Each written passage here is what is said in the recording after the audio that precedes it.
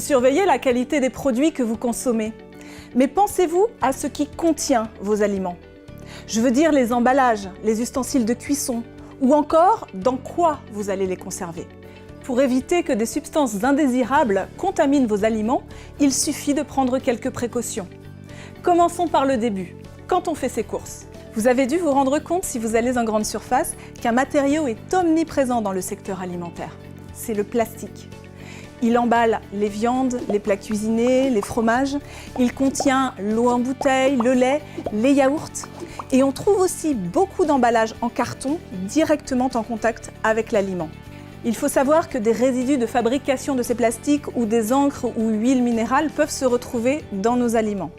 Ces substances consommées chaque jour, même à très faible dose, peuvent perturber notre système hormonal. Pour les éviter, quelques gestes pratiques.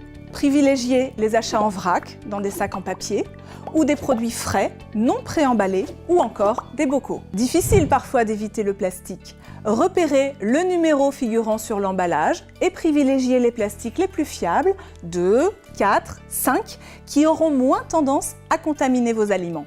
En cuisine, continuez sur cette lancée et évitez de mettre vos aliments en contact avec le plastique ou un revêtement plastique, comme l'intérieur des boîtes de conserve, qui peut migrer encore plus facilement sous la chaleur, l'usure ou encore le gras. Le geste quotidien de la barquette surgelée, réchauffée au micro-ondes et dans laquelle on mange directement, cumule les risques d'intoxication au plastique. De même, le biberon en plastique de bébé réchauffé plusieurs fois par jour au micro-ondes peut nuire au bon développement de l'enfant. En pâtisserie, le silicone, même s'il ne fait pas partie de la famille des plastiques, présente les mêmes risques.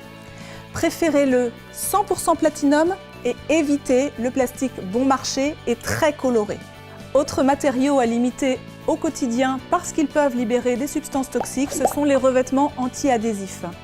Si vous en faites usage, évitez de chauffer vos poêles à blanc et quand elles sont usagées, ne les utilisez plus. Bannissez aussi la cuisson dans l'aluminium, c'est un corps étranger pour notre organisme. Les solutions saines et sûres pour cuire ou chauffer vos aliments sont l'inox, la porcelaine à feu, la fonte, le fer ou encore le verre.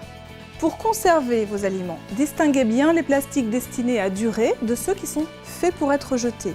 Par exemple, ne réutilisez pas indéfiniment votre boîte de glace ou votre bouteille en plastique. Quoi qu'il en soit, privilégiez les contenants en verre, les bocaux ou les boîtes de conservation. Moins répandues mais aussi efficaces, pensez aux boîtes en inox. Et souvenez-vous qu'on peut très bien conserver ces aliments au frais dans un simple bol recouvert d'une assiette. Pour aller plus loin et échanger sur ce thème, participez à un atelier Ma Maison Ma Santé.